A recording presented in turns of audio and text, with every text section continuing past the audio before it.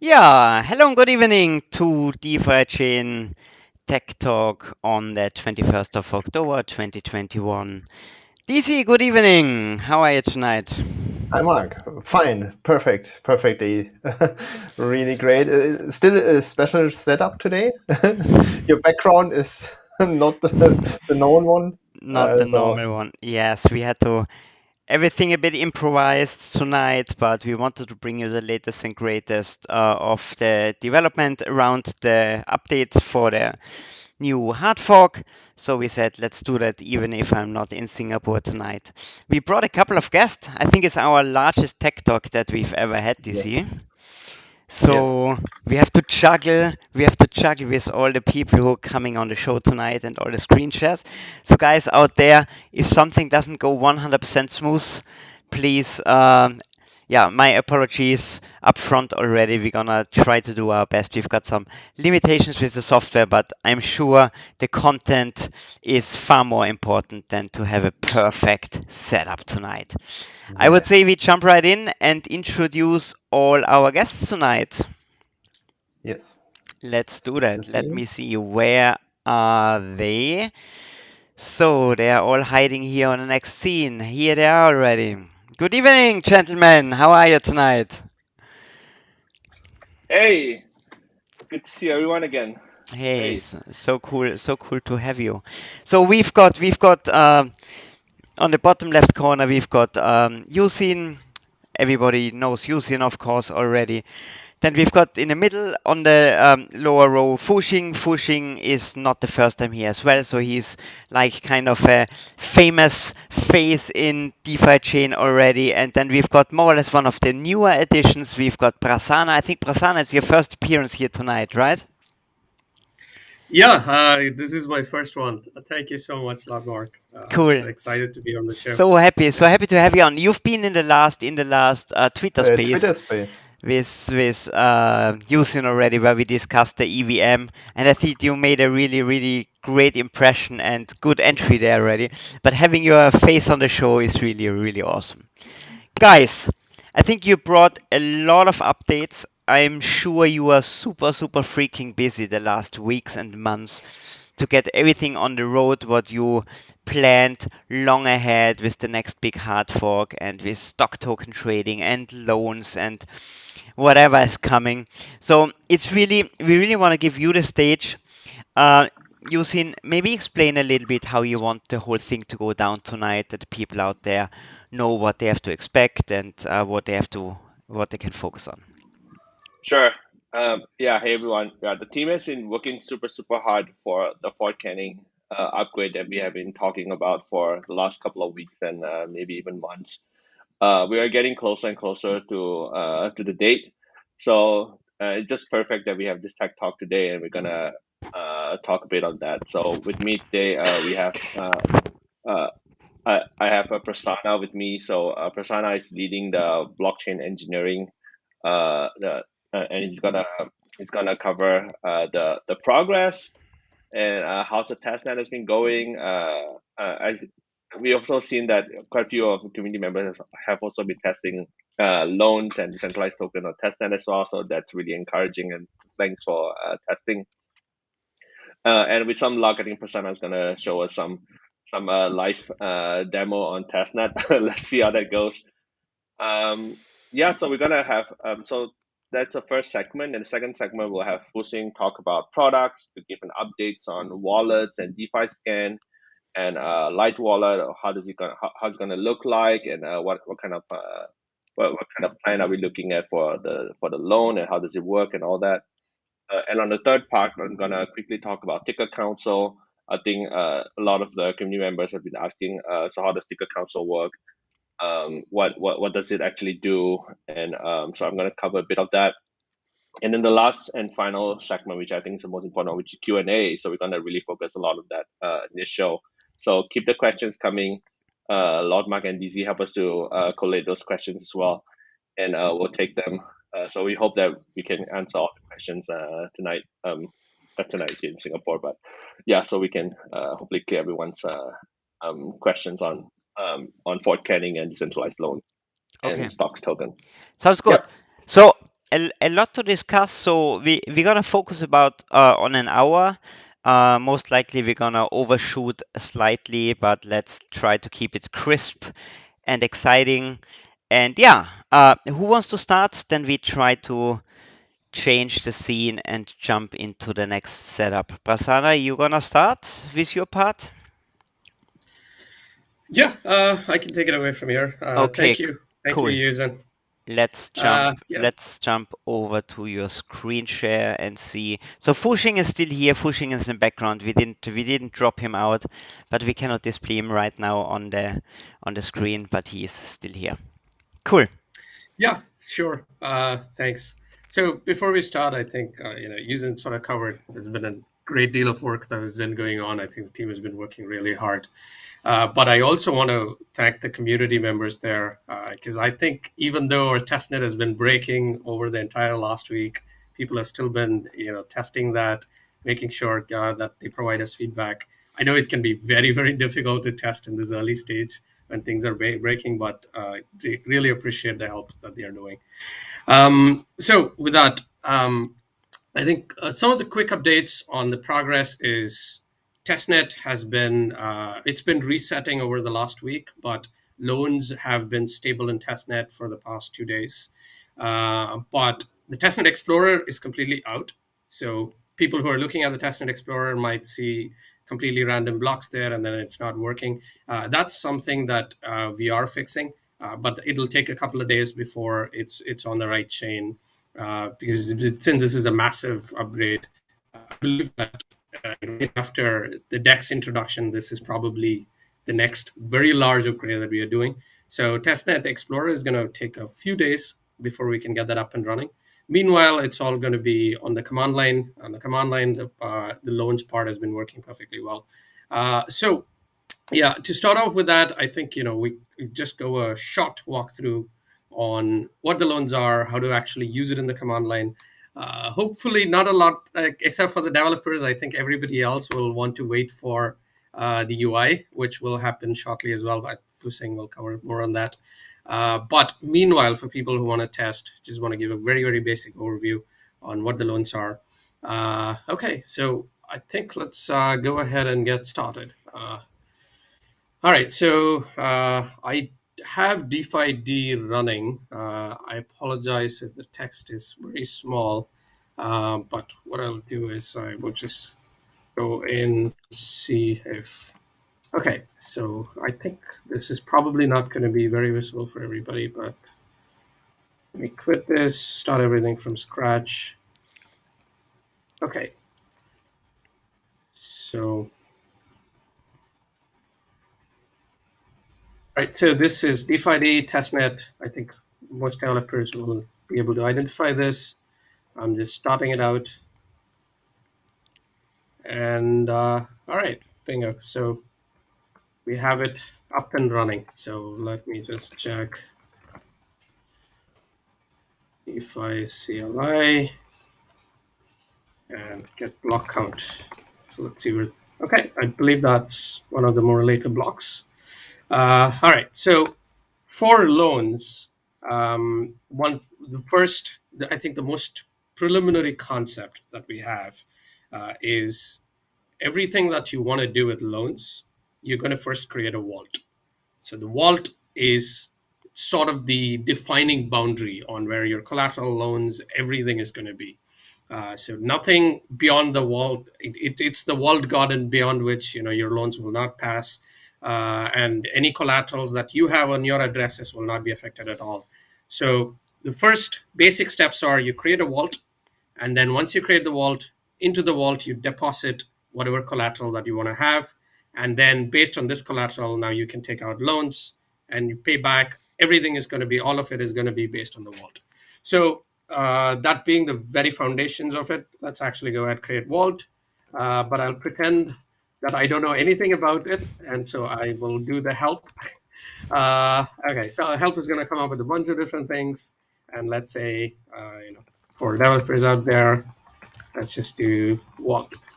So we have a bunch of different things that we have vault on it. So the key thing that I'm interested in is going to be create vault. So there we go. has some examples.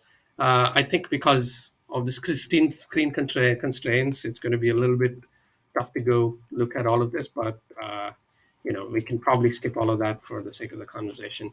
So here, DeFi CLI create vault, and then what this is the owner address and then the loan scheme. So now we have something called loan schemes. So let's actually go ahead and look at that. Let's say scheme. And so there's a bunch of different things. So here, list loan scheme is, I think, is the one that I'm going to go ahead and then, let's look at what they are. Right. So basically, it's going to list all of the loan schemes.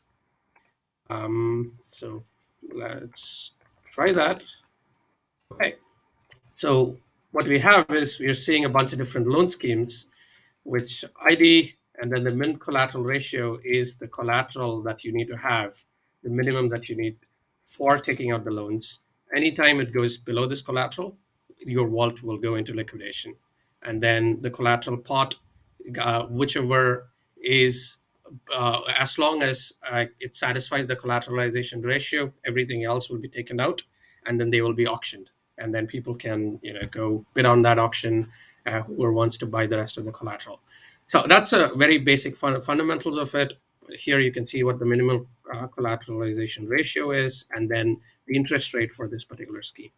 So these are the bunch of things. At the end of the day, I don't suspect anybody will be using this. It will all be packaged in a nice UI that Fuxing's team will be coming up with shortly. But for creating today, we need this. So let's go back to create vault. So what we need is a owner address and then loan, and then the scheme name, the loan 001, which is what we saw here as C150. Which let's go with C150. Meanwhile, address. Okay, so let's have a look at what is the balances that I have. Okay, that's a very, very nice portfolio, I think. Let's just look at what it is. Okay, there we go. We have quite a lot of good chunks. It's a very, very nice portfolio. So if anybody else wants to have this portfolio, please reach out to us. Come become, let's work together. If you're an engineer, if you're curious about this portfolio and you want to have it, so where who to reach. All right. So back on topic, create vault. So let me pick out the address that has this. Okay, so this is the address that's going to have this, and let's say I'll do scheme 150, and that's all there is to it. So now we have basically created this vault. So this transaction is going to take a couple of seconds to actually get through. Meanwhile, what we can do is just to look at all of the vaults that's there in the entire blockchain. So list vaults is the command that kind of gives you an overall listing of what are all the vaults in there. And then you can see what's the vault ID, owner address, and then loan scheme. So this is essentially everything that's on the blockchain. This is not just your vaults. For your vault, the team will be, again, they will come up with some improvements, some ease of use for this. Although most people are probably not going to care because they'd end up using the UI anyway. But here, if I want to look at just my vault, so there's another command where you can do get vault, and then basically what you need is the ID of the vault. So since this is going to take a while, I think I should have, this looks like my address. So I believe this is an empty vault that I just created before the talk. Okay. Yeah, so this is the one. So now let's say get vault and the vault ID. Now I'm able to see the vault that's been created, C150, and then owner address, blah, blah, blah. And then you have what the collateral amounts are and what the loan amount is if you have taken. Right now, we have not taken any, so there's absolutely nothing here. And so let's just do that. Let's go ahead and deposit some collaterals. And that, very short question, Prasanna. So creating a vault costs nothing. And I can... yes. Or are there some costs attached to it? So could I just create like 1,000 empty vaults, or is there some mechanism in the background that avoids that somebody is doing this? It's a really good question. Thank you. So creating a vault has very minimal cost to it, which is it's essentially going to require 2 DFI and UTXOs. That's there. But the cost itself is just going to be 1. The moment you create a vault, 1 DFI is going to be burnt, which is essentially the fees for the vault. And the other one is going to end up showing as, adding itself as a collateral. And it'll stay in that vault until you close the vault. So whatever collateral you deposit, you would be able to take it back, but this 1 DFI will still be in there. And for that, there is another command called close vault, which is once you're done with everything, once you have paid back the loans, once you have withdrawn the collateral, then you go ahead, close it. At that point, you will get that 1 DFI back. This is essentially because vaults are something that takes up, that the network needs to handle it. So there is a cost to that, which is essentially what this DFI being burnt is utilized there for. Okay, so now let's get back to it. Let's say help deposit vault. Let's do that. Deposit to vault. Okay, so here we have a whole bunch of things. Let's see. Okay, so basically the simple signature is deposit vault, the vault ID, and then the from and to amount, right? So, and from and to is going to be somewhere on this form, on a DFI, whatever it is. Okay, let's go ahead, do just that. Deposit to vault. This is the vault ID. And okay, so and then we have the address, which is going to be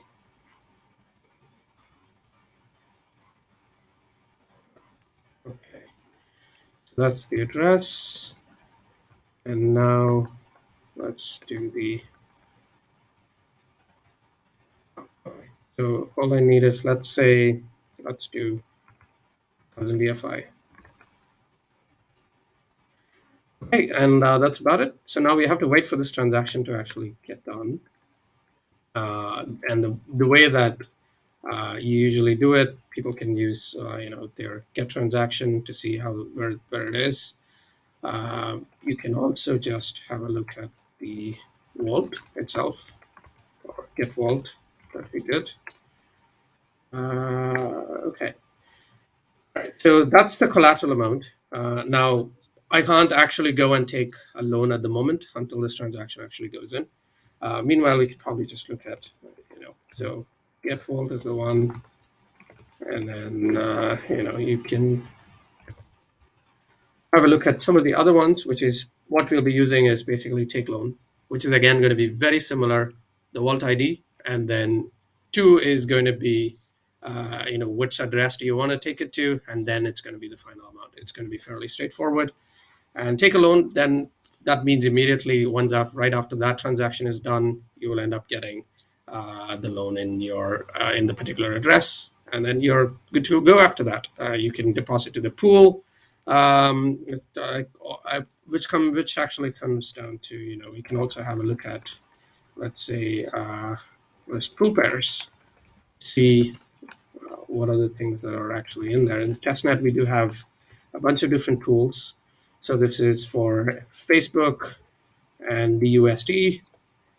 And so Twitter, we have a bunch of different pools here. So pool is something that you would need in order for you to swap your stock token into anything else, if you would want to convert it into DeFi. But as a part of forthcoming release, we also have composite swap in there, which is a new RPC where the previous one was called pool swap. Now you have another one, composite swap, where you can just go from Google directly to DFI. If you see here, there will be no Google DFI. But if you do a composite swap with Google to DFI, it'll just work because you have the Google DUSD pool, and then you will again have DUSD DeFi pool. So it'll automatically do that. You don't have to be worried about it at all.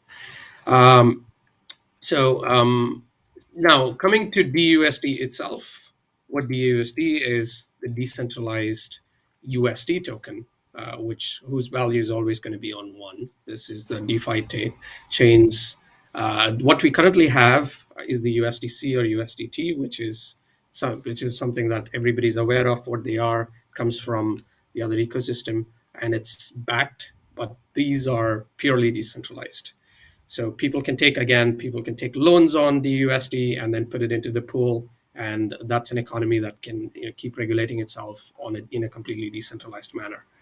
And that's essentially what is used for, that backs all of the loan tokens. No matter which token that you're taking and however swap you do internally, it'll be utilizing the DUSD ones. Okay. Meanwhile, hopefully the transaction is actually now done. Right. Transaction is actually done. Yeah. Maybe one question to the wall. So a lot of people are asking, can I put collateral into an existing vault step by step, and can I remove it also step by step, or must it be done with one transaction? Yeah. So, for example, if the DFI price increase, the collateral ratio also increase, and you want to remove some part of the collateral, is it possible? Yeah, absolutely. I think that's a good question. So, in fact, I can just go ahead, do the same thing again. If I want to do another 50 or 500, let's do BTC. Let's say to BTC.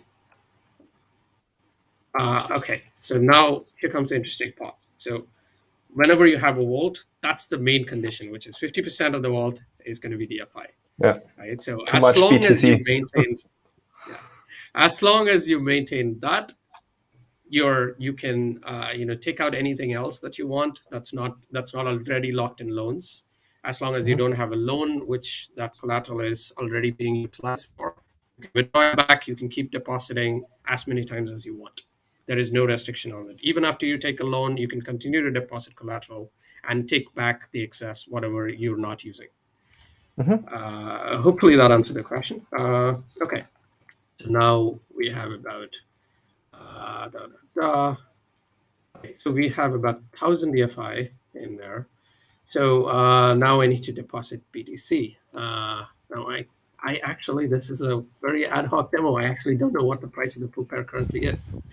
Then choose a small number, 0.01 or something like that. Let's see. There we go. Work. Yeah, it should work. All right. So that's the BTC again. Okay. So get vault. It'll take a little bit of time. So meanwhile, I can just go ahead and construct something for the loans. Let's go ahead and do that. Let's say take loan. So basically, it's a vault ID, and then essentially whatever loan that I want to take. So in order to go through what are the loans that you want to take, a couple of quick tips is you can do get loan info. So this is something that it's actually quite a large output. So apologize if you're not able to follow this on the screen. But basically, this has the loan tokens, the collateral tokens, the schemes, and then what is the total collateral that's there in the entire ecosystem. So it's just a one nice API, one call where you can sort of visualize all of this. Although I believe the team should be refining this a little bit more so that it's not too noisy. But this is another one that you can use is list collateral tokens. So this is basically the tokens that currently are allowed as collateral. And you can see that's going to be, at the moment on testnet, we have DFI, BTC, and then ETH. And the factor is the one that determines what is in the calculation of collateral ratio, what is the factor in which it's used. So on testnet, so these are not the real numbers that will go on mainnet. Of course, the community and the technical council will have to decide what the right numbers are. I think U-Zyn can cover that a little bit more later. But yeah, for testnet, ETH is 0.5. So it's if you are depositing ETH, then you will have to deposit a lot more to satisfy the collateral. So that's collateral tokens, and then same way you have list loan tokens. And now these are, I believe, the more interesting part. So you have DUSD, and then you have Twitter, Facebook, Google, Tesla, Microsoft. So these are some of the things that we just put in there as seeds. So let's go ahead, take a loan. I think the transaction should have hopefully gone. Oh yeah, there it is. Okay. So let's do take loan and Alt ID.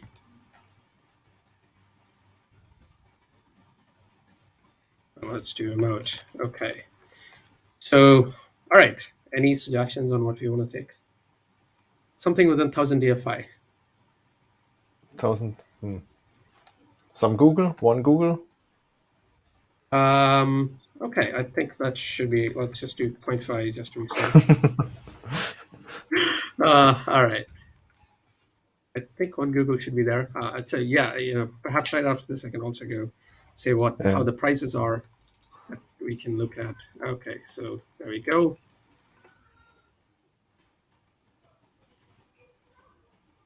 Amount. Okay, all right. There's an S, I guess. Amounts. Yeah, I think that's amounts. Right. Yes. The beauty of live demo on an early product. Okay, so there we go. I think they were. Yeah, hello is something that now done. And let's wait for this transaction to be done. I think it should go fairly fast. All right. Okay. Let's just wait a little bit. So meanwhile, maybe a similar question here. Can I also change the amount of the loan later on? So can I pay back a part of these Google tokens, for example, 0.1? Can I mint more if the collateral ratio allows it? And also, can I change the loan scheme? For example, I start with 300%. And then the collateral goes down and I want to change to the 150 that I will not be auctioned. Is it possible to change all parameters and on running loan? Yep, actually pretty much. I think that's a fantastic question. You can pretty much most of the things that's in there, as long as it checks out in the sanity factor. So for instance, as long as your collateral ratio is satisfied, you can take out more and more loan as you go, and then you can pay back more and more.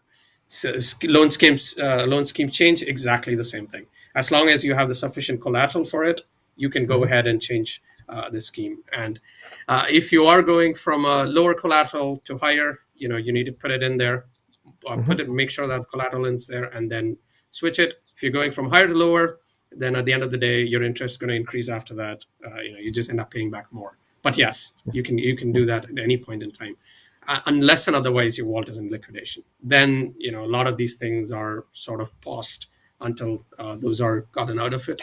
But yeah, I think that's a more complex scenario where there are going to be a lot more caveats. I think we'll sort of document that, or if there are specific questions, then we'll take it there. Meanwhile, okay.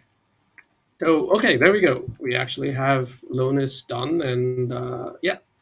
Okay, so meanwhile, I think one of the important things that I would like to just touch on here is how does the pricing actually happen? I think that's one of the key things that we need to understand. So the way that we're doing pricing is oracles are consistently publishing the prices, and oracles at the moment, I believe they're publishing every 15 minutes or so. And again, these are parameters that the community can change. And in fact, I believe we would also be decentralizing it even more, bringing it by governance after the food canning update. But now the oracles are publishing the prices, and then each of these prices gets aggregated. And now the aggregated price is locked every single hour. So every 120 block window, roughly every single hour. So 120 blocks, you have the lock, and that is basically, you can even list price, and these are the ones that I suppose the community should already be familiar with. These have been there for quite a while. But now the newer ones that we're introducing is list fixed price interval.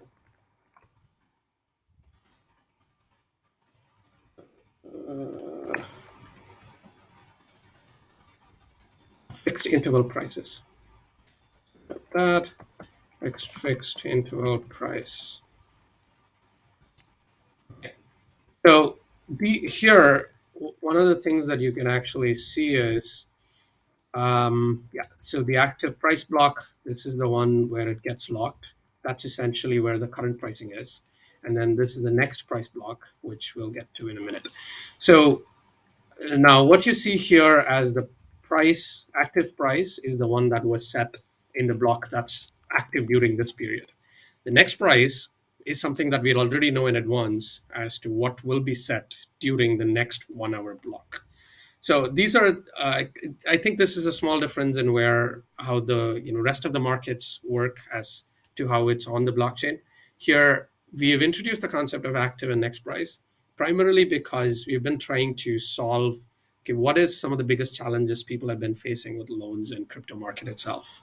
And as we looked at across the ecosystem, I think Maker is one of the good examples where liquidation has been a major, major problem, where people, vaults end up getting liquidated and people don't have a lot of time or ability to change that within the time window. And a lot of this can be surprises, right? So one of the things that we recognized early on is that, okay, we want to have some sort of comfort for people who are taking loans, and so that they don't have to think that, I don't know when my wallet would get liquidated. So now you have a active price and then the next price. And what happens is for every time you'd see what is valid equals true, what that basically means is if there is extreme volatility, now the blockchain will actually pause that price and pause some of the new vault actions like taking a loan for that time being until the price volatility comes back to a little bit more stabler rate. And what that means is, it's very specifics at the moment. If the price difference between the active price and the next price is going to be beyond 30% plus or minus, then the vault will just pause. And now this is specific to the vaults and what tokens you have, what collateral tokens you're using, what loan tokens you have. And it pauses. And the moment that price stability comes back up within that 30%, and 30% again is going to be a variable that can be set through governance, that the community can decide what is this safety factor. One of the key things that it does is it provides this, it provides a little bit more time and sanity where you know what the next price is going to be. And if there is a crazy jump, it'll just pause until things stabilize. So meanwhile, you can come back in, fill up your collaterals if you need to, and figure out what are the actions that you need to take at that point in time. And the other reason that we also have this mechanism is to actually handle distributed system errors if there are failures in terms of oracles. Now this again gives you a larger window. Ideally there shouldn't be, but at the end of the day, we want to design it for assuming that things fail, right? So this is something that gives us that ability where if there are failures, usually they are one-off failures here and there. And this already nullifies it because those failures won't even show up here because those one or two numbers will not be able to skew this system in the meantime. So that's the very gist of active price and next price mechanism. And okay, so this is basically what the prices are used for. And now we have the loan. So we actually have the loan token. So the token should now be in my owner's address. Okay, now I kind of recognize, before the demo, I should have pulled it into a new address because now it's just going to be all sitting in my same address. So it's not really going to be, it's, the new Google is right here. Just a nice portfolio there. Sorry about that. Okay. All right. I think hopefully that just gives a quick gist of what this is about. But then again, payback loan is the same thing. But maybe if we want to see more of this, we can continue with the rest of the talk. And then if we have time, if somebody's interested for us to pay back and then go more, we can go into that after that. Cool. Fantastic. So then we're gonna switch over to Fuxing next. So, Mark, I think we can take some questions first because wanna do questions first. Okay, let's do this first. Okay. Yeah. let's get out of the screen share that we get the better, or do you think we need the screen share for the questions? We can always jump back. Okay, here you are. Yeah, maybe Good. I'll just read them. Yeah, let me Or know. do you guys want to answer? I can flash them on screen. If you just point out which one you want to address, then I'm very happy to put them on the So, screen. so Let's I let's try think to cover all of them if possible. Okay, sure. Let me know which one you want to start with. I think a few were answered during the demo. So regarding the walls, is it possible to add, Yeah. remove collateral also for the loans? We answered the questions. Maybe Cryptobi is asking for a euro ticker symbol or a token. I think. Yeah, Oh, that's a possibility, but it will be dependent on the ticker council eventually to list it or not. So yeah, because as it's gonna function the same as other stocks token as well. yeah. So I think that was all regarding the question. I All think right, cool. the procedure is more or less clear now. Even the demo is very hard for everyone out there using a GUI, so it will be more comfortable. Don't be afraid; it will not look like this. What should we have in mind now? So it's possible to create a vault where you put a collateral. You can create out some loan schemes from there, and everything is flexible so that you can change the amount, the schemes, put back some collateral, or even the minted token. So that is what I now take as lessons learned here. And then Fusion will help us to make it accessible for everyone. So with a nice GUI that, it's usable. Yeah. Absolutely. There's a very interesting question from Max Lauer. I don't know if we can address this at the moment. It's pretty hard to see here. Yeah. Max says, can you elaborate how the collateral auction will work?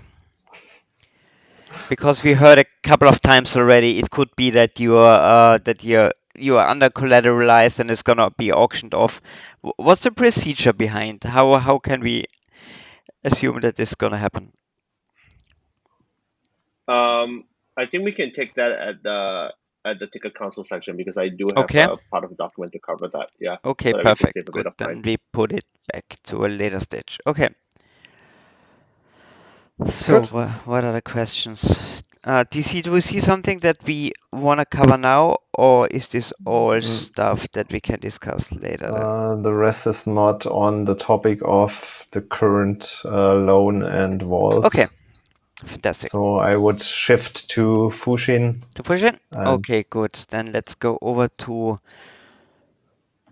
Fushin. So let me just exchange. So we're gonna put Prasanna. Sorry, we have to send you to the green room. Then we're gonna bring then we're gonna bring Fushing in here. Here he is, and we have to exchange the screen share as well to where is Fushing's screen? Here we go. Fantastic. Okay, let's go, buddy. Looks good. So hello everybody.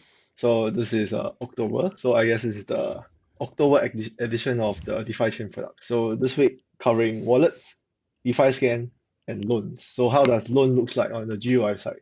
Yeah, that's what we're going to cover today.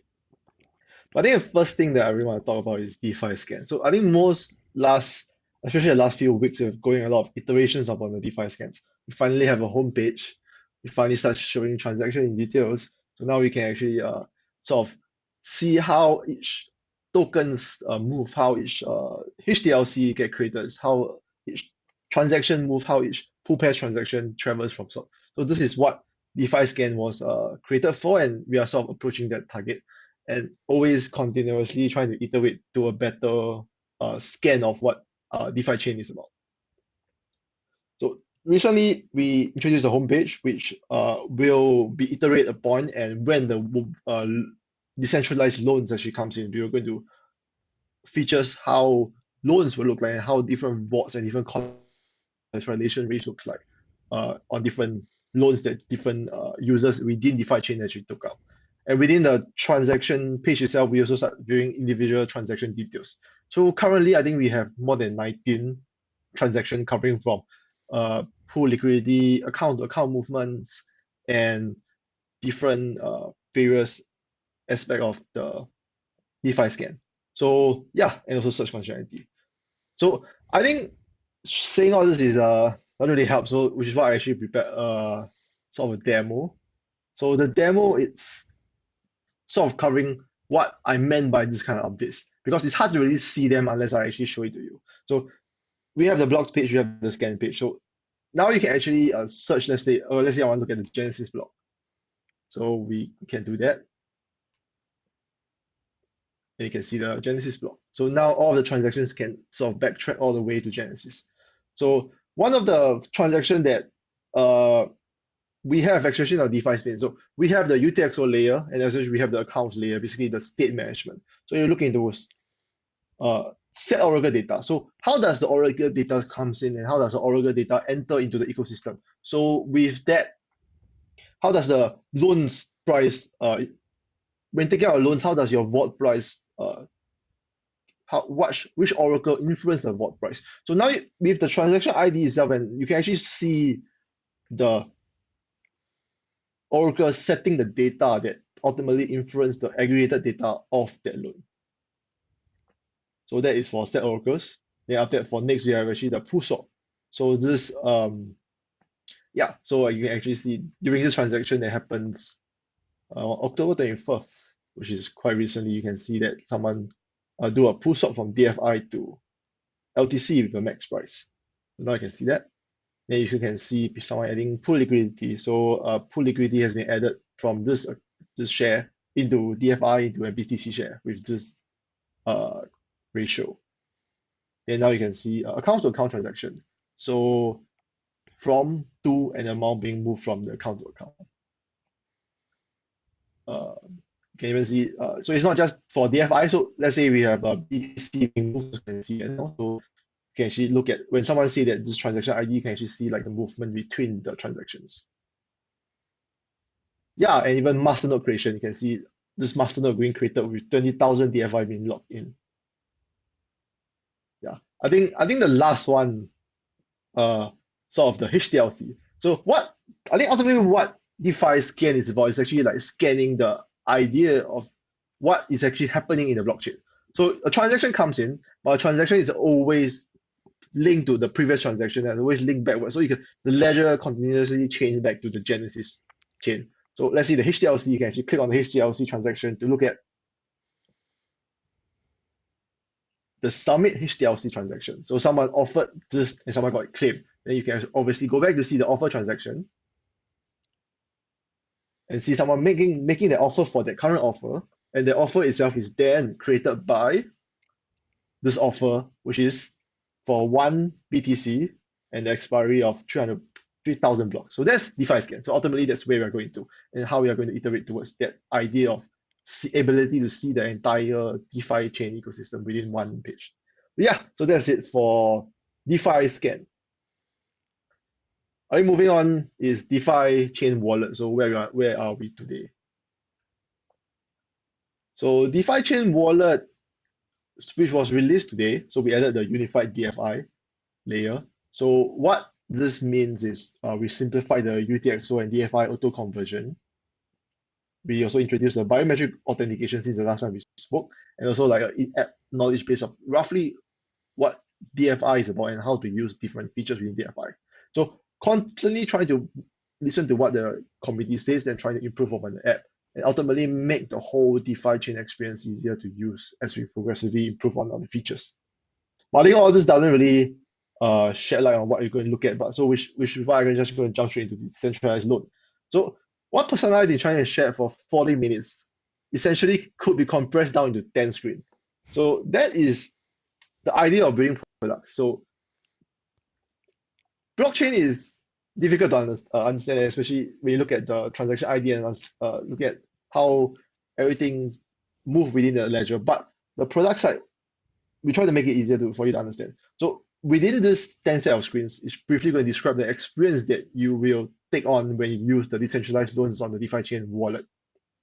So, as Prasanna mentioned, so when you don't have a vault, you create a vault. So the action will be very simple. So whenever you create a vault, you can choose your collateralization ratio, which then determine your interest rate. So that's one thing that he didn't really mention, which is the scheme. So different vaults can subscribe to different scheme, and different scheme have different collateralization ratio requirements, which therefore have different interest rates. Once creating that vault allows you to then deposit your collaterals into the vault. So that's the next screen. So this is a vault. So you requires collateralized to use the vaults. So you have to then add collaterals. So if you created a vault that requires 150% collateral ratio, so if you want to take up, let's say $1 of USD, you have to collateralize $1.5 worth of DFI, for example, to then take up the loan. So once you hit below that collateral ratio, you will go into liquidation risk. That is the idea of the vault.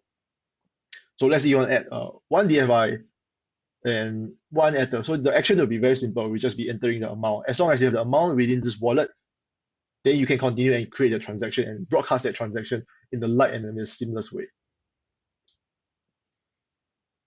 And finally, taking out loans. So once you have the vault and you have the vault created, you can take on loans. So loans will be displayed in a screen. Once you have the vault created, you can sort of browse the different loans that you can create.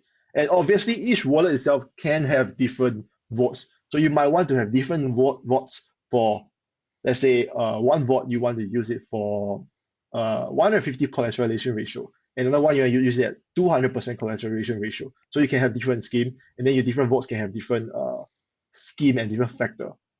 So within this vault, let's say the users deposit 56% DFI, so you can actually do a quick understanding of what this vaults has. So there is the collateral ratio of 400%, which is considered safe. Then this is made out of DFI, decentralized Ethereum and back PTC, and then with an active loan of Tesla. So this ratio is deemed 400% and we're deemed safe. So then we have an indicator that shows that. And then how much your loan worth and how much your collateral worth. And finally, yeah. So that you can also look at the current price of the.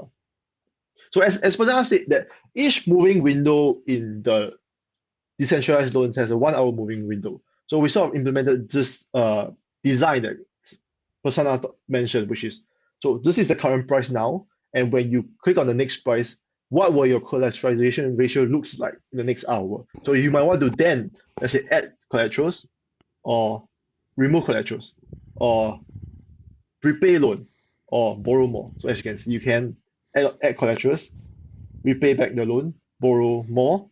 So yeah, as long as you don't go into the 150% ratio, you will consider safe and you can continuously take action. You can remove and continue smaller. So as the price continuously shift, you can perform the action as in which you think that best suits your loan application. Yeah, so that's about it, mostly for DeFiChain wallet.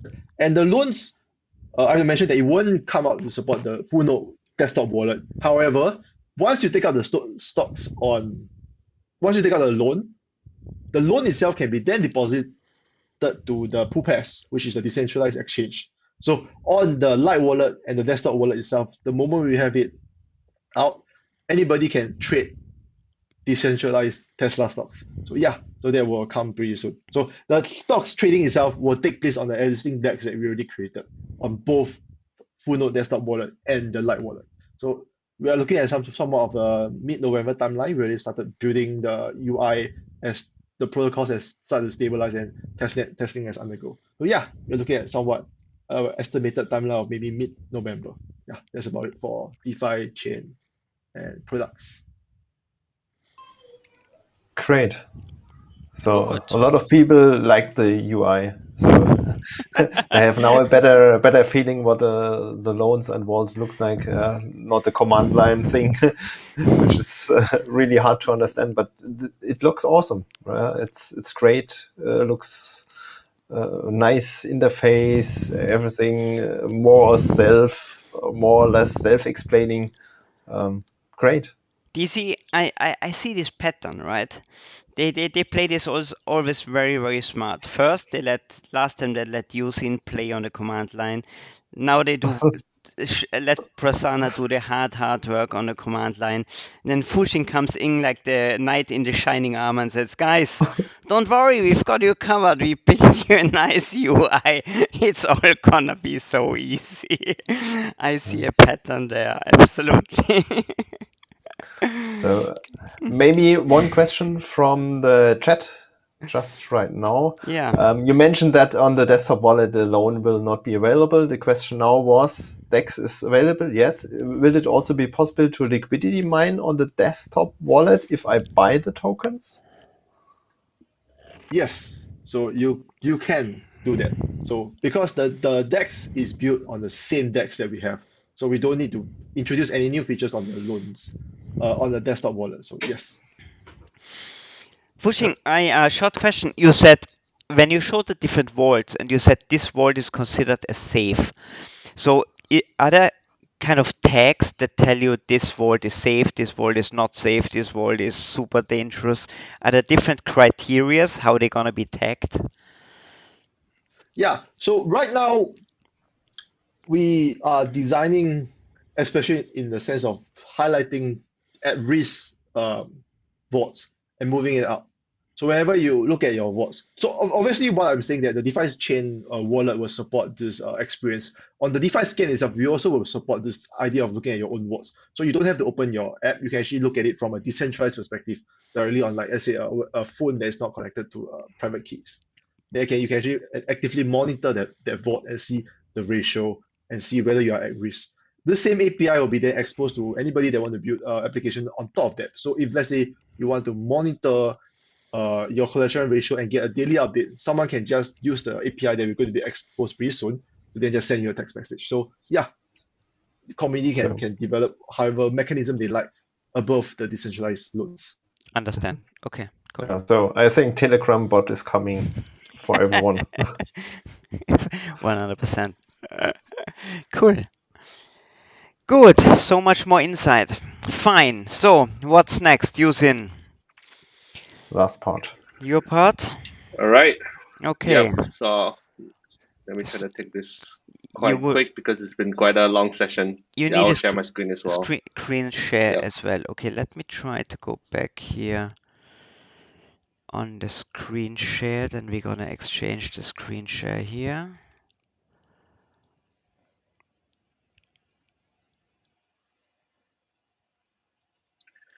Hey, yeah, should I put the Fuxing session at the final one so that you can end up with something that's more graphical?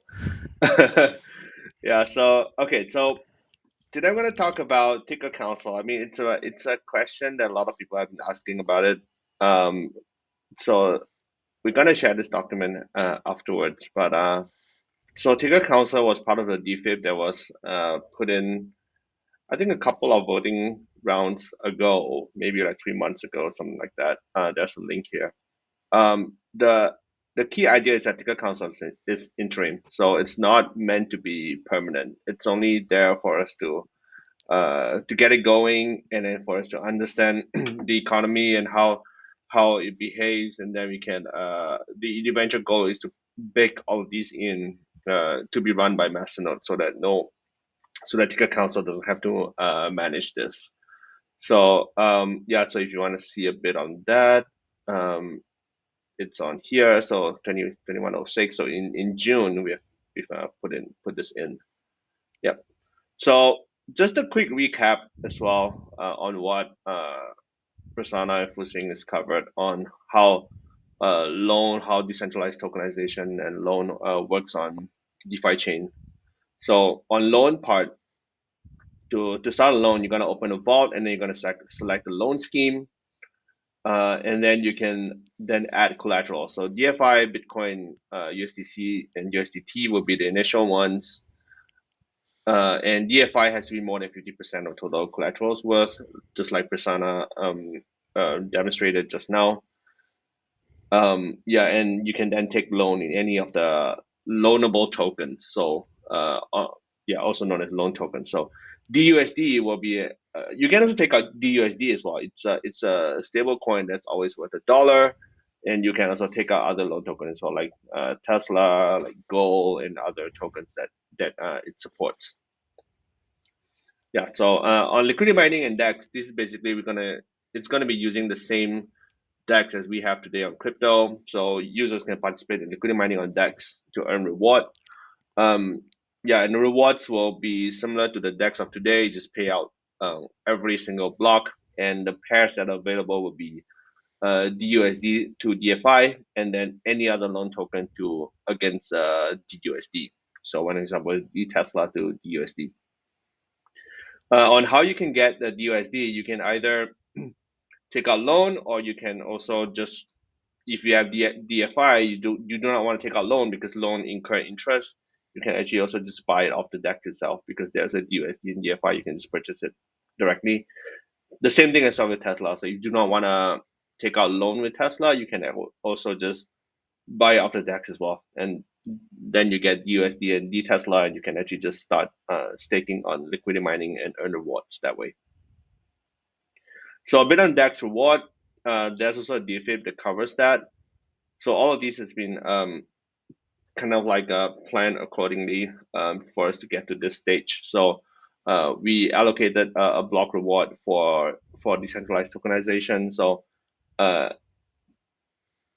in this DFib, it says that there will be 100 DFI per block from Yonos. So it's going to be less now because we always based on when we start the countdown on the reduction. So I'm just going to use 100 DFI per block as an example. So we're going to have a separate pool, 100 DFI per block from Yonos. And then the ticker council will then decide on how to split the rewards to all the pairs. Like there's some discussion as well by the ticker council, like should it be split evenly, or should it be split according to some algorithm, some parameters? But I'll talk about that shortly later. So also to note that this is separate from the cryptocurrency liquidity mining rewards of today, which is started at 103.1. Wait, on this one. So yeah, so 103.1 on cryptocurrency liquidity mining, and then the stocks one will be 100 DFI per block, backdated from So they will be separate pools, so they don't mix. And on liquidation, so Prasanna has demonstrated there are 3 prices on every single ticker. So there's a current active price, and there is a next one which is going to be locked in every hour on the next update. So, and there's a current one, which is basically just a live ticker price. So the reason why this is done is so that is to add some sanity to all this crazy system that's going on. So it gives confidence to the user and predictability of what the next prices will be. So there's less of a price shock. So you know that the next hour, this is the price it's going to be. You know before that, an hour before that. So what the next price is going to be, and then once that's out, so the previous one that's been staged would now become the current active price, and the new one will be the current active price from the last one. So I mean, in a way, what the prices will be for the next 2 hours. The 1 hour will be the current one, and the one after that will be the next hour's price. So it gives some sanity to all this thing. And also, if you are like taking a loan in a very, very close to liquidation to really maximize your leverage and everything, it also allows you 1 hour of a nap time if you need to like catch some naps. That hour you're not going to get liquidated. Yeah. So when liquidation occurs, vault is locked. You can't use it anymore, and auctions is triggered. And when auctions are triggered, auctions take place for 6 hours, 720 blocks. So when auction triggers, it usually it's usually pretty juicy for the community to bid on it. The purpose of auction is basically to recover bad loans, to recover assets that are lost, so that we can even up the everything again. So remember that our loan is always over collateralized. So you're gonna take the collateral, put it. The auction will take the collateral, put it on sale, and the bidder will then put in the loan token to buy the collateral. It's usually come at a discount because it's over collateralized. So next part we're going to talk about. I hope that gives you an idea about loan and decentralized tokenization. So we're going to talk about what the Ticker Council do. So there are 5 functions of Ticker Council. So one is determine which are the tokens that are loanable, and determine the interest rate for each loan token, determine the loan scheme if there need to be any changes, and determine liquidity mining reward split for each pair, and suggest new token listing for possible future listings. And the initial idea is we should meet once every 2 weeks initially, especially during early stages of launch. We want to make sure that everything is stable. We'll then see if it's somewhat stable, then we can reduce it. And obviously, the goal is eventually we want to make it. We want to do away with Ticker Council. So it's only, I want to remind that it's only an interim solution. So, excuse me. So determine tokens for loan. So Ticker Council should be deciding the loanable token based on the following criteria. We can't list any token that community want. One of the reasons because we need to have stable price feeds from the Oracle. So Ticker Council should refer to the price feed that's available on chain, which DefiScan provide a UI tool. You can look into that, and based on the historical price, excuse me, to see how stable it is. And if it's stable for the last, let's say, couple of weeks, then Ticker Council can decide that, okay, we're going to list that token, and the community can start taking loan on that token. And obviously, we also want to make sure that, and Ticker Council should also make sure that the token is popular. We don't want to list some token that's obscure and no one knows about and doesn't create any interest from the community. So the second part is determine loan token interest rates. So when the loan tokens are listed, we need the Ticker Council needs to decide what is the rate for each loan token. So they're going to be default to 0% at launch. So all loan tokens will be at 0%. And the criteria on to increase or to decrease the interest rate, it's based on the how far the token is traded on the DEX against the market price. If you look at the economic side, the loan token, anyone can create it out of just by locking a collateral, and then you put it on the DEX. And the trading on DEX is independent on the actual token price. So there has to be a mechanism to kind of like bring the token price to the actual trading price in the real world, because then that token will then represent the actual real world price. So the way to control or to influence a certain action is by altering the interest rate. So if the token is traded lower than the actual price, then the Ticker Council might want to increase the interest rate for that particular token, so that it increases the demand for that token. Because if the interest rate increases, then the borrower will then have to buy back the token plus the interest to close up your loan.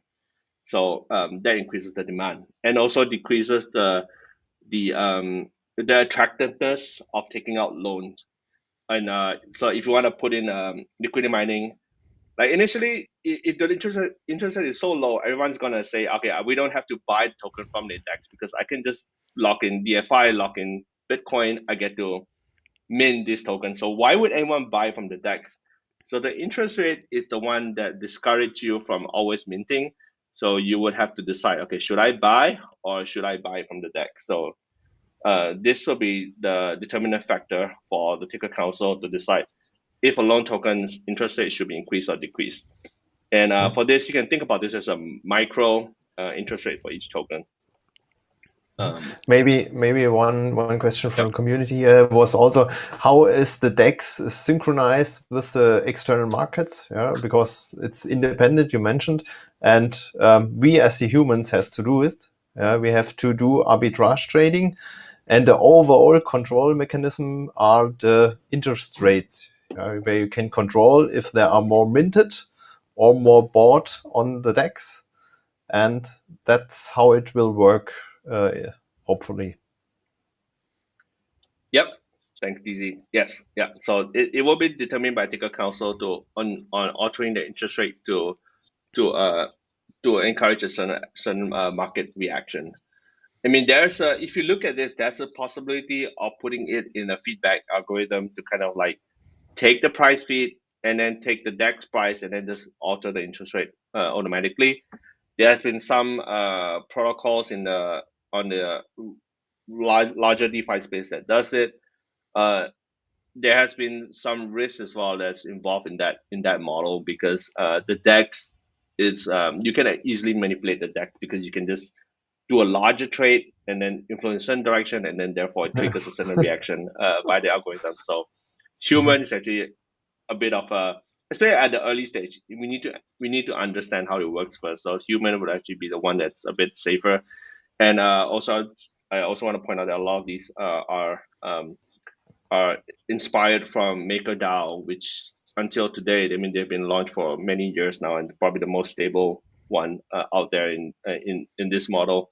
Until today, they're still using the human method. They use the DAO, so it's like the DAO you propose, and then you take a vote on governance token of what the interest rate should be. So similar model as this one. Yeah. So depending on the severity of the situation, we do not want to create a shock on there's a sudden interest rate. So interest change. So the ticker council will try to provide at least 7 days of lead time on rate changes, unless it's so bad that it has to be cut short. So it's not a hard rule, but usually there should be at least a 1 week of lead time on rate changes. So it should be announced first, and then we'll then change it after 7 days. And on the macro side of things, so we have the loan scheme. So these will be the initial launch loan scheme. So they are in the pink paper. So the more collateral that you have, the lower interest rate that you pay. The less collateral that you put in, then the higher interest rate that you have to pay. Yeah, so the ticker council will also need to decide if these needs to be changed, like or should we add a new collateral, should they add a new loan scheme, or should the interest rate needs to be altered. So this is more on the macro side of things. So if the loan tokens are collectively traded at lower than the actual price, then there's no point of increasing interest rate for each of the tokens. So you can just actually increase the loan scheme interest rate across the board for this will then affect all loan tokens. And if you see that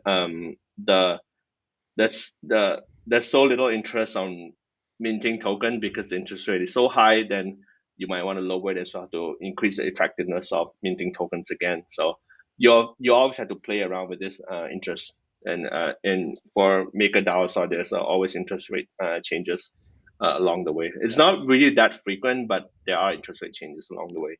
So think about this as a macro interest rate across the whole decentralized lending system. And same as before, there should usually be at least 7 days of lead time or rate changes to prevent like a shock on this. Yep. So so the fourth part is determine liquidity mining reward split for each pair. So we have 100 DFI per block that is to be distributed to all the DEX that are to be listed. So it then needs to be decided on how it should be split.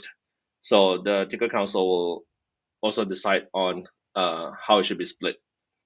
Basically, just proportion on the share of the 100 DFI per block.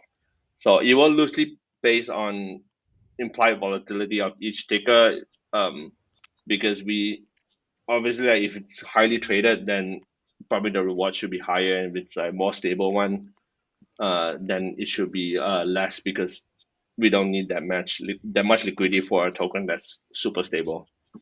So ticker council will then work out a spreadsheet to make this transparent and share the idea on how this can be done. And And yeah, and once it's decided, then there should again be at least 7 days of lead time on the rate changes as well. I mean, on the reward changes for each pair, so that the community has a lead time to plan ahead and move your funds if you want to close a loan or move it to different pools if you want to.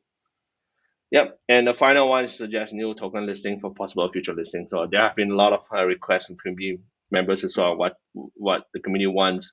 So Ticker Council should be gathering feedback from community, and then and then um and then the we need and then the prices, the price feed oracles need to be sourced, and depending on how stable it is, it can potentially be listed in the future meetings from the Ticker Council again. So the suggestion, like, there's no promise that everything can be listed because it also depends on stability of price feed.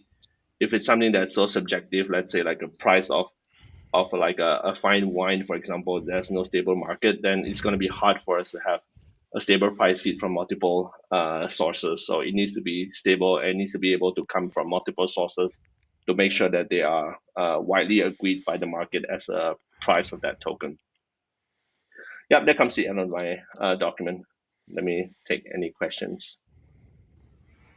Yeah, I think a very easy question was regarding the interest. What will happen with them after repaying the loan?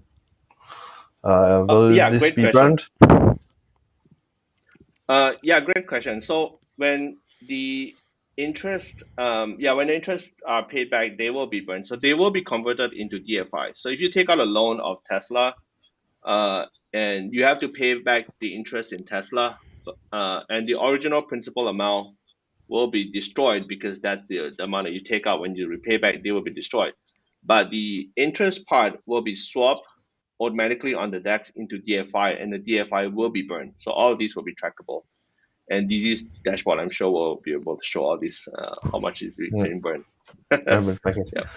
Yeah. Maybe, Mark, you can switch the scene back to our 5-person view. Another question was regarding before we start creating the vault, if there is a possibility to choose the operator space. So in the pink paper, I think it was mentioned that there could be different operator spaces providing loan schemes. How's the current state here? Yeah, for the operator, there currently is only one operator space right now, which is operated by the Ticker Council. And the idea, the direction is that instead of creating more operator space, why not we have one that's operated collectively by Mastodon as a DAO? So I think that's the direction that I think it makes more sense in the whole direction of DeFi chain in general to push this decision onto Masternodes as a DAO. So a lot of governance decisions in the future will be collectively decided by DeFi holders or the DeFi Masternode. So I think that makes it a lot more decentralized. Mm-hmm. Okay. A question before, also Larry Brave, so scroll a little bit up, was regarding liquidation. Yeah, if the complete market crashes, what will happen? The auctions, can they be run? What is the scenario falling below the 100% maybe? So a lot of people are afraid what will happen if no one will buy the vault. Prasanna, you want to jump in on that? See, you have some reaction.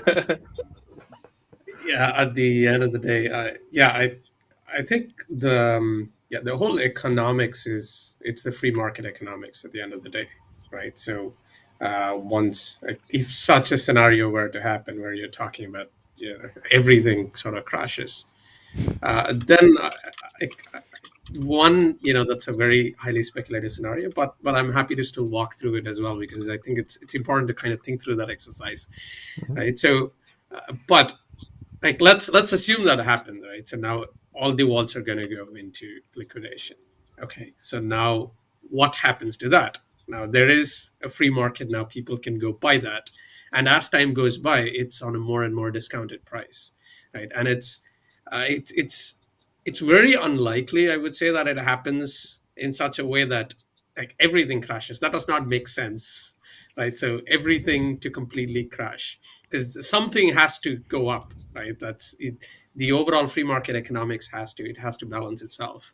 So if things don't get taken up in auctions for a very long time, I would expect that the discounted price in which you can get a lot of these things are going to be something that's very valuable for a lot of people, and it creates an opportunity in there. And but in order to overall in order to maintain that sanity is where I think the ticker council early on comes in as well, to kind of see what these variables are and what are the knobs that we can, interest rate, again, like as we talked about in terms of DEX, right? I think it's an important knob. And again, one of the things that I also like to look at is all of these knobs. It's very, all the pieces are in there to automate in the chain as well, but we don't specifically do it because of the human factor being in there. Is that sanity check for us to even at least in the early stage, to learn all of this economics, to see what in our chain, what is the ecosystem is, and then make a decision based on that after we have seen it, and it's time tested in a way, so to speak. I know this doesn't exactly answer the question, but hopefully it sort of paints some picture on it. And if anybody else has anything to add, please go ahead. I think I have the feeling we're gonna have to learn a lot on the way in putting all these things really into a working product. I think all the puzzle pieces are there, and we know theoretically how they work, and we see the code in the background is fully functional, and the user interface is more or less ready to go. But all these fine-tuning things, I think there's gonna be a very steep learning curve that we see how can we influence the things, and how can we move it in the direction where we want to be. And I think there's no right or wrong from the very beginning. I think we have to learn and improve the system over time, step by step, right? Because this is something completely new.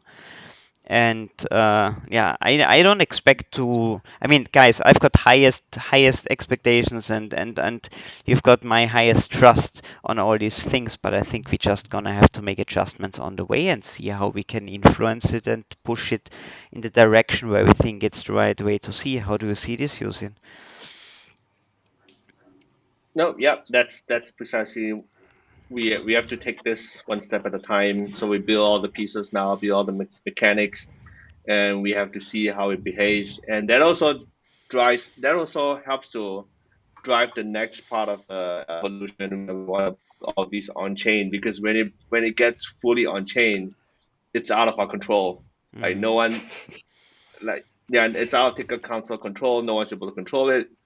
If something goes wrong, the algorithm feedback it's problematic, or we make some wrong assumption, then it's completely you can't do a emergency like increase of interest rate or anything like that. So you have to put in a proposal, and then they have to vote for it. It takes time to get effect. Yeah.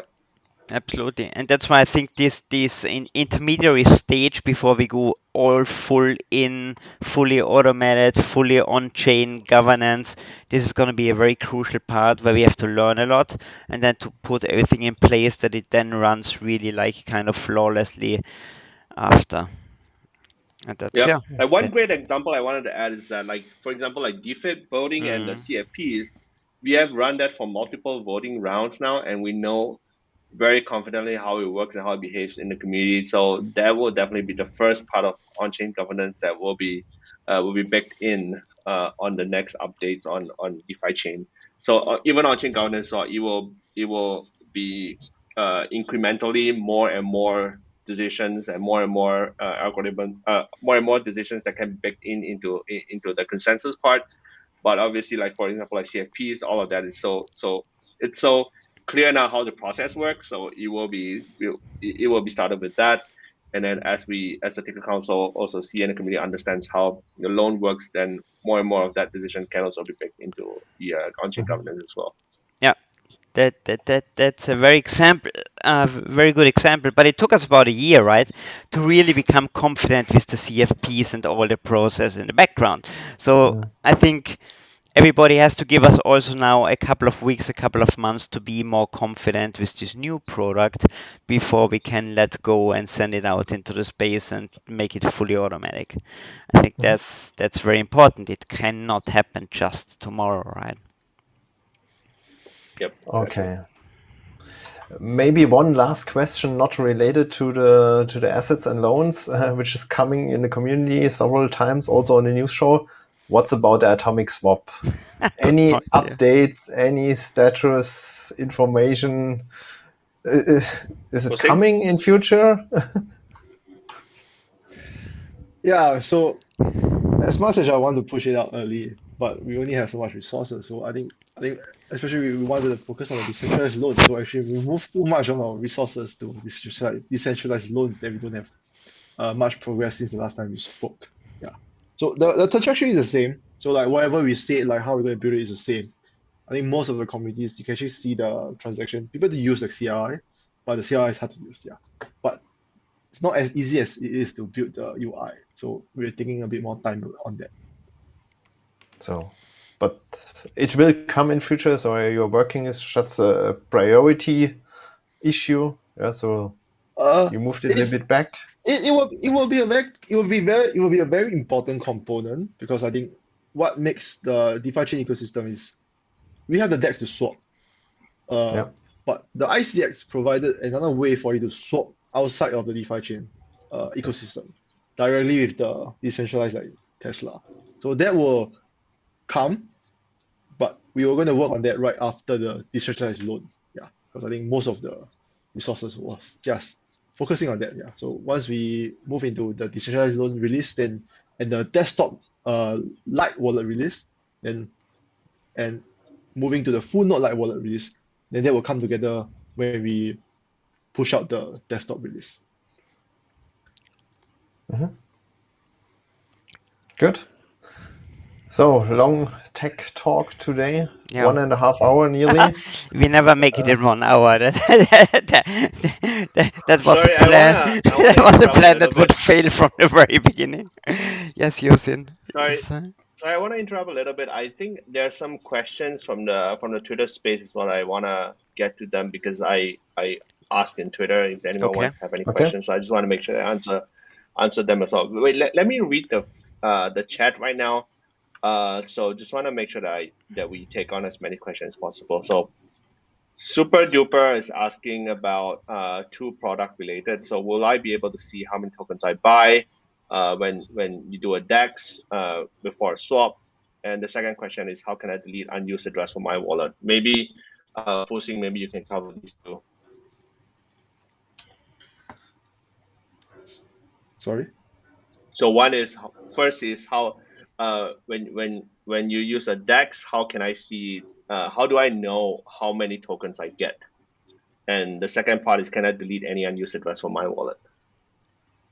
Okay, I guess that question comes on the full node wallet because the deleting of address is not a feature that we have on our light wallet yet.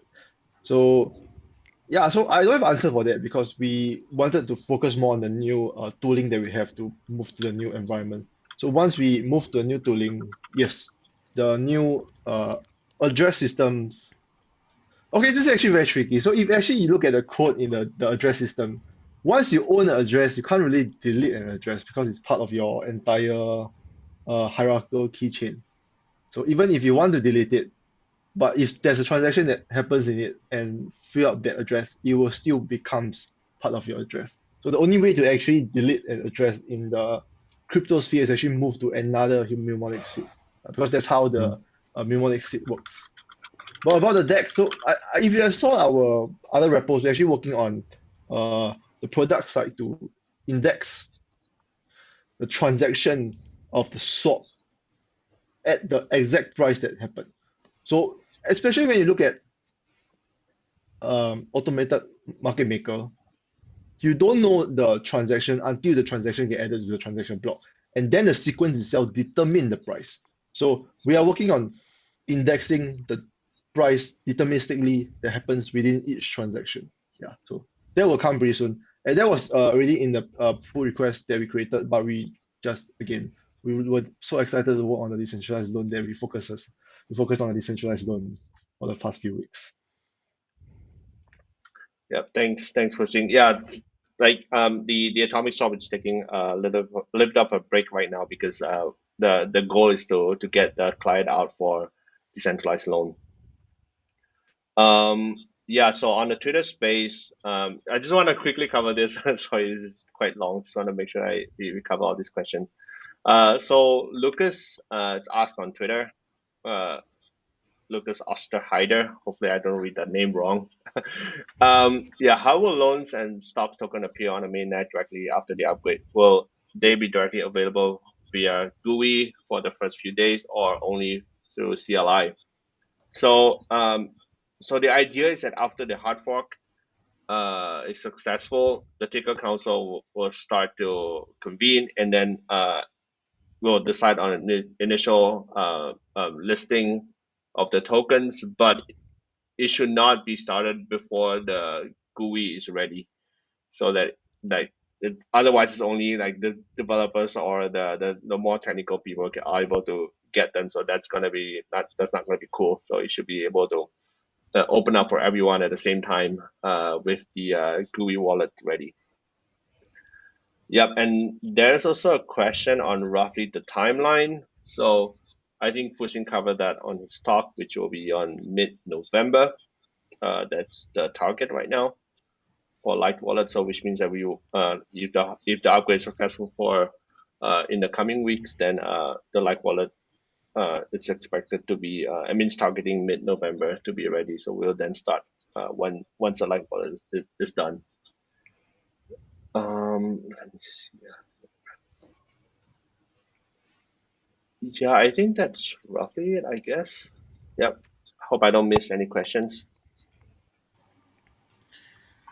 So yeah, maybe I can just take. I've been seeing, looking at the community. I think stock splits are something that kind of repeatedly came up in the community. Yep. Good point. Yeah.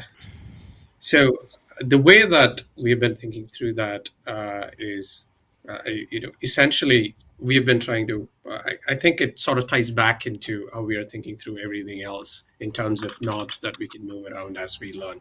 Stock splits is one, a very important problem, but at the same time, from a technical implementation point of view, it's a straightforward problem to solve. There are a few different mechanics through which we can use it. We can either rebalance it, or we can utilize something like oracles, which changes the multiplier. So there are multiple ways to do it, and each of them are fairly straightforward. But I think we want to sort of step back and ask the question as to how do we want to approach it on the ecosystem as we see how these are being used. And so because of that, we consciously took the decision not to address it at all at this point. What that means is, if that happens, the ticker council will ensure, okay, if such a scenario happens, one, it's going to be, it's not, it's something that happens immediately, right? So stock splits, it takes, usually there is this fairly good interval amount of time where, it's a week or 2 weeks or so, usually on an average basis that you have. So before that, the backup way for us is we would utilize the multipliers. Meanwhile, while the ticker council can decide that, we'll use the Oracle multipliers. But meanwhile, as we dig in a little bit more, we want to see which of the dynamics is right one to use on chain, because variety of different folks have tried some of these aspects, but it's still, you never know, is that the right way once we go automated on chain, right? And once you do it on chain, there's no turning back, right? It's going to be very difficult to do it. So that's the reason we are taking a small pause on it, and let's have a manual knob there. We'll control it meanwhile, and then let's learn as we go. And then at that point in time, when we are fairly confident in the economics of it, at that point, we'll utilize one of the straightforward implementations to go ahead with that. Good. Yeah. Is there anything that you'd like to add there, U-Zyn? But yeah, I think it was a very important question. Nope. Yeah. Thanks, Prasanna, for picking that up. Yeah, it's something that we. I forgot about that question a bit. Yeah, that's a very important one. So, like, eventually, when the ideal goal when we have it on chain is that like the masternode DAO, for lack of a better term, can then decide on, let's say, if there's a stock split that's going to be proposed, that's going to happen in the real world in about, let's say, 2 months from now. Then the masternode DAO can then put in a proposal to also initiate a stock split as well on the decentralized side. But like Prasanna said, like all of this is not available right now on chain. So even Ticker Council can't do it right now. So there has to be a other method. If it happens so quickly over the next, like, let's say 1 or 2 months, then the way they probably going to have to work is that the Ticker Council will then say, okay, the price feed has to have some sort of multiplier to bring up or to bring down the price of the stock token that we have on chain. For example, if there's a stock split of let's say Tesla token into two in real world, then the price that we have on DeFi chain will probably have to be a double on what the market sees to probably reflect that. Yeah. So the one bit that I would probably add is, one of the reasons why I think it might be more fruitful to be patient there is we also want to see what the other chain dynamics are, because at the end of the day, once you get multi-chain capability, right? So now suddenly it becomes an important factor. Are you multiplying the prices, or do you actually split the prices? And depending on how the other chain is going to see that, you will have to cooperate with all of these. So, I think that's going to be a little bit more interesting as well. So it'll be nice if we can see all of that and learn from that before we just rush into a solution and say, hey, here's how we handle stock splits. Okay. Good point. Yo, any other questions, or are we pretty much done? Let's take the last few today? quickly before we end it. So SP is asking, how will dividends be paid out? These are not securities, so there are no dividends to be paid out. There are no stocks backing it. There's no dividends to be paid out. Only a price tracker. That there's no guarantee that this token is going to be traded in actual price, because it all depends on the DEX and also the supply and demand. So Right. yeah. Can we buy liquidity stocks token to Cake DeFi? Okay, we're not going to take Cake DeFi question over here. I'll take the think question that on was it. Julian S. On the- Currently, I cannot get all my transactions with the Light Wallet for tax purpose. So how could I get a history of rewards, transaction, also including loans and stocks from the Light Wallet? So extending upon the Light Wallet design, we are going to feature the ability to look at vaults, addresses, history, all directly on scan itself. So that feature will not have to live on the wallet, it can live on the DefiScan, and that applies to the exporting too. Great. So Yep, I think that's all that we I have. think also that's all. A long session, a lot of stuff presented. Cool. And I think the most people outside are looking forward to it. Yeah. Also, a comment was 3 more weeks. I can't wait. So they want to use it now. So So that's Yeah, actually that actually means that was the last tech talk with U-Zyn and with Fuxing and Prasanna before the big launch. The next one is gonna take part after the launch. So we're gonna have a nice recap and hopefully not post-mortem discussion, but what happened, what went well, and a little bit discussion on the happenings of over the last weeks. Hey guys, thank you so much for coming. Thanks for all the great work that you put in. We can't wait to see the work in progress, like really having it in our hands and playing around with it and working with it. We're gonna report anyway the next news shows about the next changes, but I think this was a super great update to see or to show the community out there what's cooking and what's like really hot and in the making. Everything went well. Even the dress code worked out very well. Only DC didn't get the memo, I guess. So it was dark No. today. There was a certain reason for it. Thank you very much, guys. U-Zyn, Fuxing, Prasanna, DC. Thanks for coming. Thanks for spending the time with all of us. And hey, you guys out there, thanks for the great questions, for your interest, and yeah, stay tuned. A lot of super exciting things coming the next couple of days and weeks. And with that said, have a nice evening, have a nice day wherever you are. See you next time. Thank Bye you so bye. much, and bye bye.